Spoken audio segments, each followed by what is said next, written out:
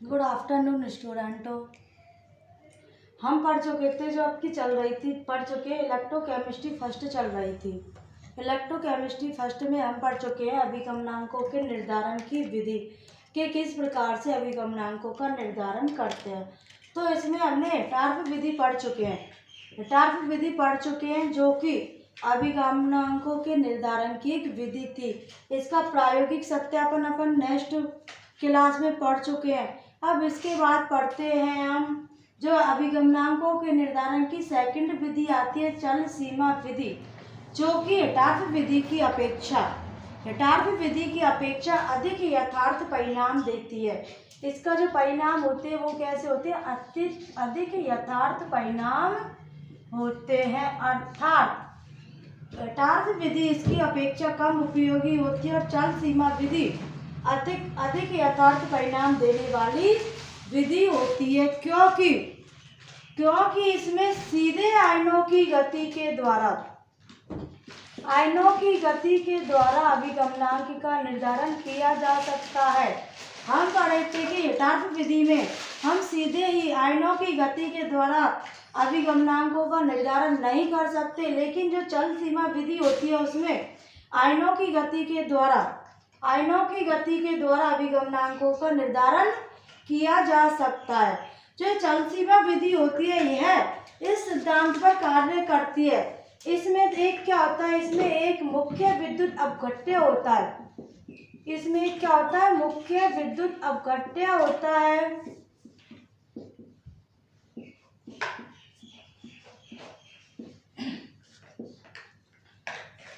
जो चल सीमा विधि का सिद्धांत है इसमें एक मुख्य विद्युत अपघट्य होता है जिसमें किसी आयन का क्या ज्ञात करते हैं? अभिगमनांक ज्ञात करते हैं, तथा जो दूसरा होता है वह क्या होता है? एक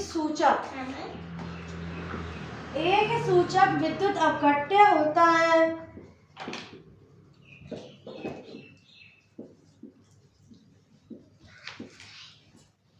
इसमें क्या होता है? एक तो मुख्य विद्युत अपघट्य होता है जिसका कि किसी आयन का अभिगमनांक ज्ञात कर लिया जाता है, और दूसरा होता है एक सूचक विद्युत अपघट्य होता है जिसका जो प्रत्येक धनायन होता है उसका वेग, सूचक विद्युत अपघट्य के जो प्रत्येक धनायन होता है उसका वेग विद्युत अपघट्य के धनायन के वेग से क्या होता है? कम होता है। अर्थात मुख्य विद्युत अपघट्य का जो धनायन होता है उसका वेग अधिक होता है, और जो सूचक विद्युत अपघट्य होता है उसका जो धनायन होता है उसका वेग कैसा होता है? कम होता है। लेकिन जो ऋणायन होता है सूचक विद्युत अपघट्य और मुख्य विद्युत अपघट्य, जो दोनों का जो ऋणायन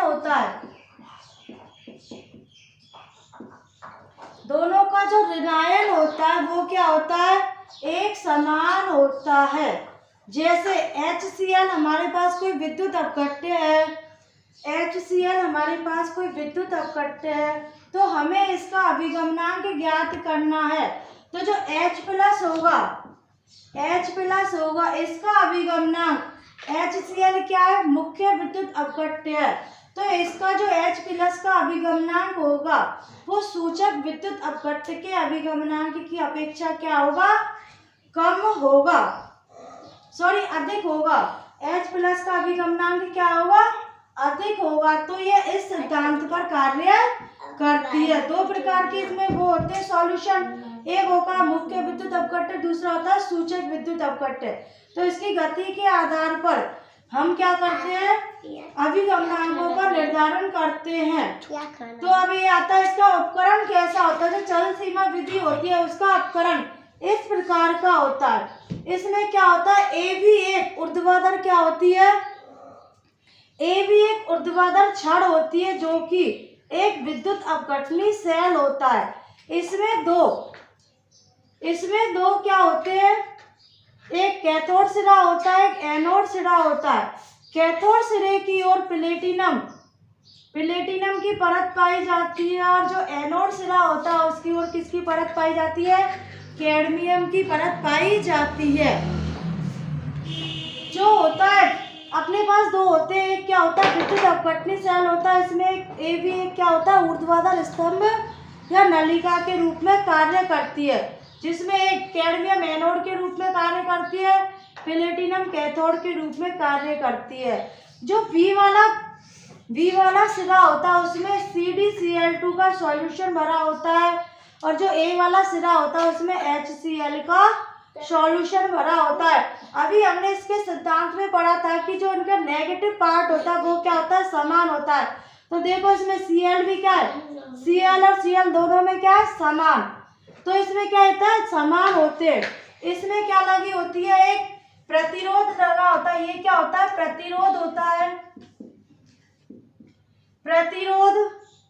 ये क्या होती है इसकी बैटरी होती है, और ये क्या होती है एमीटर होता है।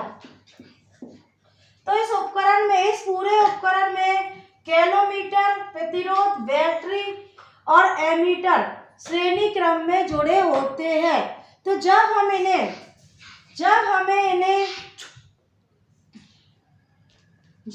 सॉल्यूशन में प्रवाहित करते हैं धारा को, तो आयनों के अभिगमनांक का निर्धारण करते हैं। हम देखते हैं कि जो H प्लस आयन होते हैं, H प्लस और CD+2, H प्लस और CD+2 जो आयन होते हैं वो कैथोड की ओर मूव कर जाते हैं, और जो Cl आयन होते हैं वो एनोड की ओर मूव करने लग जाते हैं। तो इसमें हम देखते हैं जो H प्लस आयन होता है, H प्लस आयन का अभिगमनांक होता है वो CD+2 आयन की अपेक्षा क्या होता है अधिक होता है। तो H प्लस आयन का अभिगमनांक कैसा होता है, इसमें CD+2 आयन की अपेक्षा अधिक होता है। तो ये होता है हमारा चल सीमा विधि का उपकरण। देखो एक बार और दोबारा क्या होता है, इसमें एक विद्युत अपघटनी सेल होता है जिसमें कि एक AB ऊर्ध्वाधर क्या होती है नली होती है, जिसमें कैडमियम एनोड की तरह कार्य करता है, जो प्लेटिनम होता है वो कैथोड की तरह कार्य करता है। A के अंदर HCl सॉल्यूशन होता है जो कि मुख्य सॉल्यूशन का कार्य करता है, CdCl2 सॉल्यूशन होता है जो कि एक सूचक सॉल्यूशन की तरह कार्य करता है। इस सारे उपकरण में जो कैलोमीटर होता है, प्रतिरोध होता है, बैटरी और एमीटर सभी श्रेणी क्रम में जुड़े रहते हैं। जब हम इसमें विद्युत धारा का प्रवाह करते हैं तो HCl और CdCl2 अपने आयनों में अपघटित हो जाते हैं। जो H प्लस होता है और CD प्लस होते हैं ये तो कैथोड की ओर मूव करने लग जाते हैं, और Cl जो आयन होता है वो एनोड की ओर मूव कर जाते हैं। हम देखते हैं कि जो H प्लस आयन होता है और CD+2 आयन होता है उसमें H प्लस आयन की गति तीव्र होती है, अर्थात H प्लस आयन का अभिगमनांक अधिक होता है। तो हमने सिद्धांत में क्या देखा था, जो मुख्य विद्युत अपघट्य होता है उसका जो धनायन होता है वह सूचक विद्युत अपघट्य के धनायन की अपेक्षा अधिक तीव्र गति से गमन करता है। तो यही अपनी चल सीमा विधि होती है, जो कि हिटार्थ विधि की अपेक्षा अधिक यथार्थ परिणाम देने वाली विधि होती है। तो यहाँ पर अपनी चल सीमा विधि क्या होती है खत्म होती है। इसके बाद आता है नेक्स्ट टॉपिक।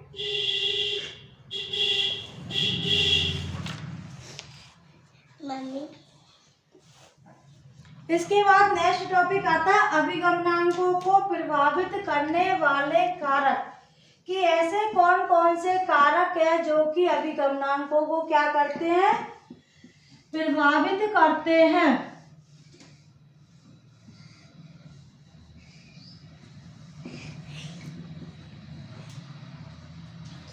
तो आता है अभिगमनांकों को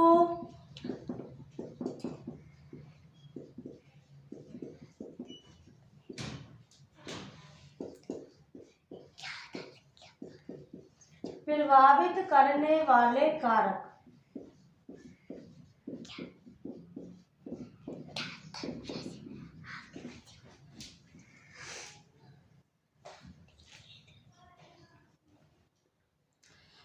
अभिगमनांकों को प्रभावित करने वाले कारक, जिसमें फर्स्ट आता है विद्युत अपघट्य की प्रकृति की, विद्युत अपकट की प्रकृति किस तरह की होती है?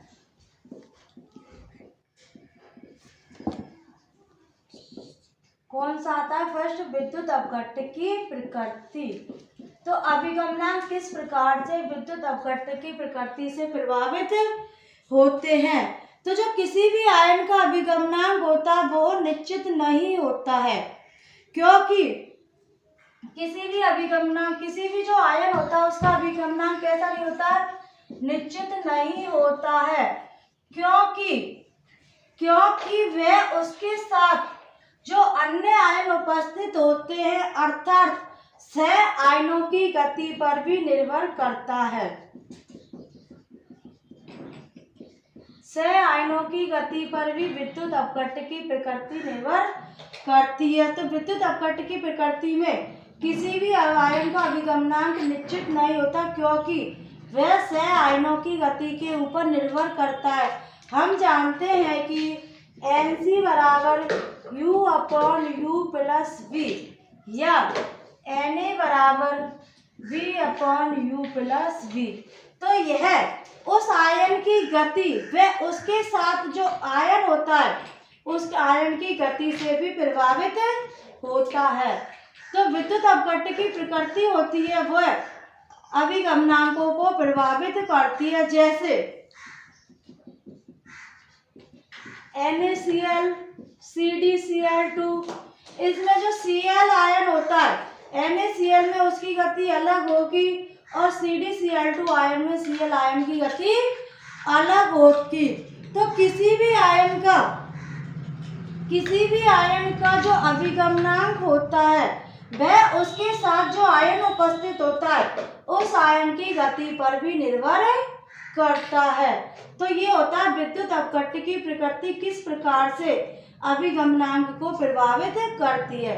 इसके बाद सेकंड आता है सांद्रता, कि सांद्रता किस प्रकार से अभिगमनांक की प्रकृति को प्रभावित करती है।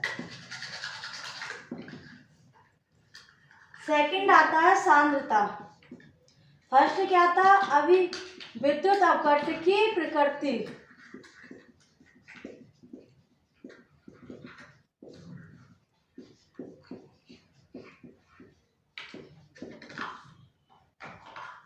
विद्युत अपघट्ट की प्रकृति। सेकंड क्या है? सांद्रता। तो किस प्रकार से जो विद्युत अपघट्ट होता है उसकी सांद्रता अभिगमनांकों को किस प्रकार से प्रभावित करती है। तो जो सांद्रता में जब हम परिवर्तन करते हैं, जब किसी विद्युत अपघट्ट की सांद्रता में परिवर्तन करते हैं तो उसके आयनों की जो अभिगमनांक गति होती है वो भी क्या हो जाती है?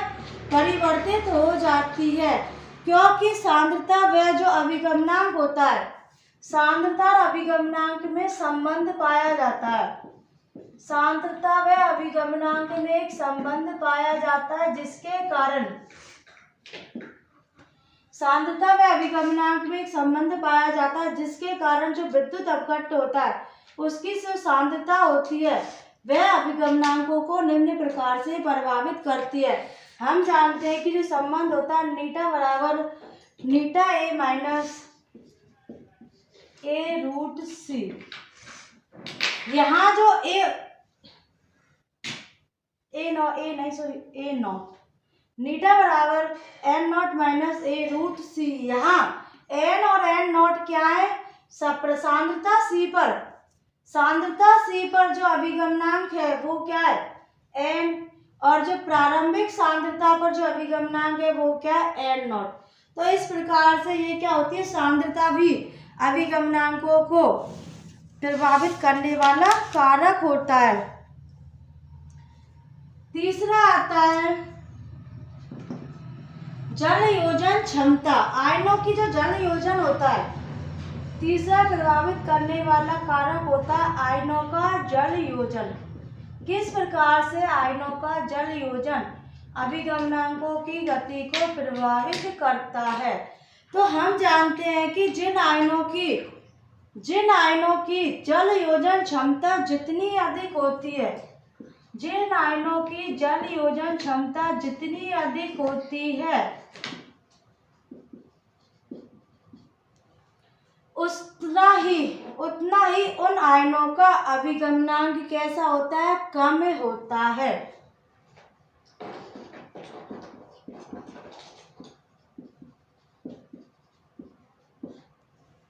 तो आयनों का जलयोजन भी अभिगमनांकों को प्रभावित करता है, क्योंकि जिस आयन की जलयोजन क्षमता जितनी अधिक होती है उस आयन का अभिगमनांक उतना ही क्या होता है, कम होता है। नेक्स्ट आता है अभिगमनांकों को प्रभावित करने वाले कारकों में चौथा पॉइंट आता है ताप का प्रभाव।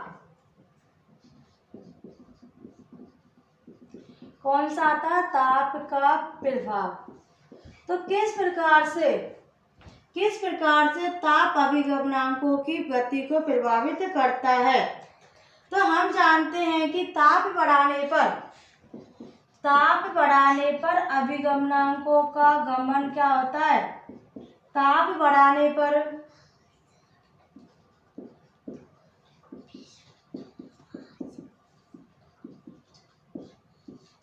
जैसे जैसे हम ताप बढ़ाएंगे, ताप बढ़ाने पर अभिगमनांक क्या होता है, बढ़ता है। लेकिन जब हम जानते हैं कि जो प्रत्येक आयन होता है उसका अभिगमनांक कितना नहीं होता,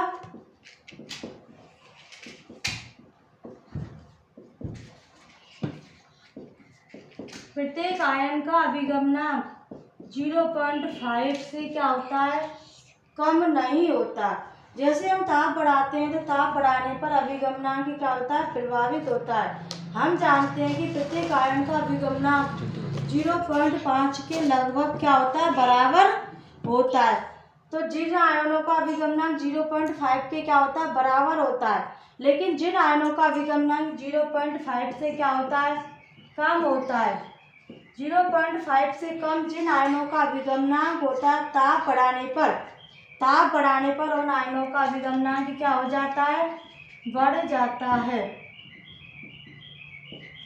ताप बढ़ाने पर उन आयनों का क्या बढ़ जाता है, अभिगमनांक बढ़ जाता है। और जिन आयनों का अभिगमनांक 0.5 से अधिक होता है, 0.5 से अधिक होता है, जिनका 0.5 से कम होता है उनका ताप बढ़ाने पर अभिगमनांक बढ़ जाता है, लेकिन जिनका अभिगमनांक 0.5 से अधिक होता है उनका ताप बढ़ाने पर अभिगमनांक क्या होता है, घट जाता है। तो इस प्रकार से ताप आयनों की गति या अभिगमनांकों की गति को प्रभावित करता है। तो अभिगमनांकों के मान पर प्रवाहित विद्युत धारा की सामर्थ्य निर्भर नहीं करती है कि किस प्रकार से अभिगमनांक है, इसके मान पर प्रवाहित विद्युत धारा की सामर्थ्य निर्भर नहीं करती है। इसके बाद जो नेक्स्ट आता है, देखो हमने पढ़ा था अभिगमनांकों को प्रभावित करने वाले कारक। तो फर्स्ट पढ़ा था विद्युत अपघट्ट की